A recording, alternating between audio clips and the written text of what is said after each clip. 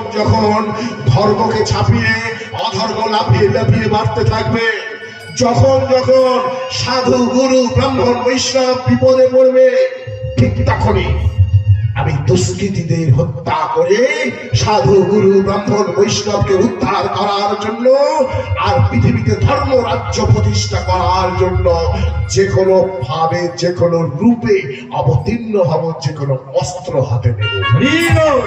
শুধু কাদের জন্য? শুধু কাদের জন্য? ওরে সবাই তো আমার সন্তান, খারাপ ভালো মন্দ সবাই তো আমার সন্তান। একটা সাধু গুরু ব্রাহ্মণ বৈষ্ণব যেমন আমার সন্তান, তোমরাও আমার সন্তান।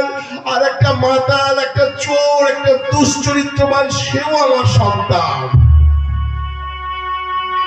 কিন্তু ওই তোদের জন্য আমি একটা ঝোলা রেখেছি রে, সবার জন্য।